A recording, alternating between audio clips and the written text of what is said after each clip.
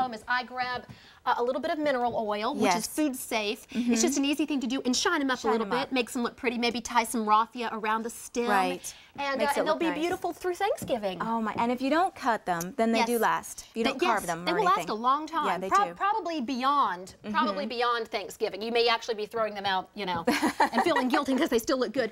The pie pumpkin, though, is what most people will tend to bake with and cook. And so that's what that one is. That is, that's just a basic pie or sugar pumpkin. The canned pumpkin matches it, match for match in terms of nutrition. Really? It does. All the fiber, the beta carotene that's good for your eyes.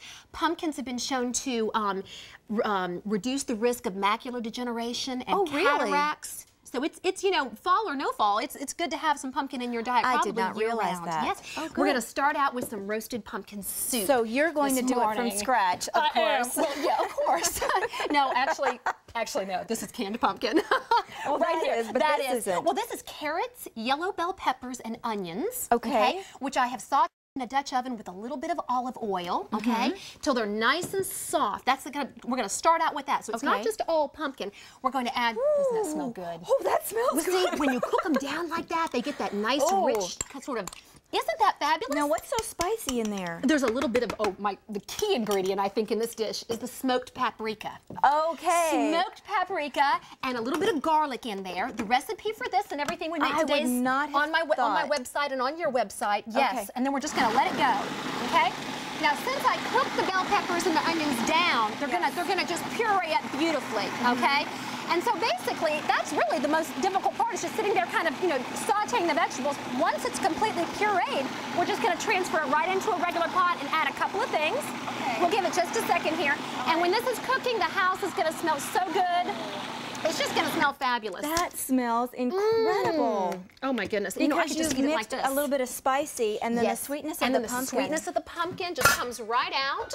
Okay, and so what I'm going to do is add my wonderful pumpkin. Let me take out my blade here. Right. Add my wonderful pumpkin puree in there. Don't you love these big food processors? They are so great. I have to confess that I never. Yes, I have one.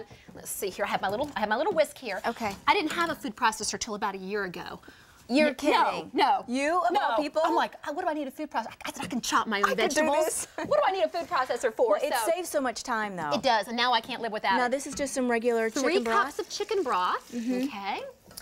All right. And then we have, I found an addition of a little bit of sugar and a little bit of salt. I've got 2 tablespoons of sugar, 3 teaspoons of salt, and 1 cup of whipping cream. Of course. Gives it that, you know what, I had made it without the whipping cream when I was working on this recipe, and it wasn't right. It just was not right. And then that if you're going to have the pumpkin, you have the heavy cream. You can't call it creamy pumpkin soup if you don't have a little bit of cream in there. And boy, I tell you, once I added the pumpkin, it just came alive. It just improved it so much.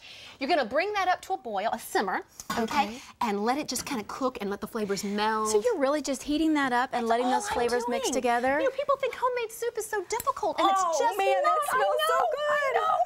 I can't wait to try some. This is piping hot. And just as creamy as can be. Now, what I like to do oftentimes with this is the addition of maybe a little bit of fresh parsley on top, maybe just to give it just a little touch of French. And then these are homemade croutons, made from French bread, tossed in olive oil, a little bit of kosher salt. Oh, okay. I have to taste this right now. Tell me what you think. And so healthy. Oh, isn't that wonderful? Ginny, that is the best pumpkin soup I have ever had. High praise indeed. And it's good for your eyes. I love soup.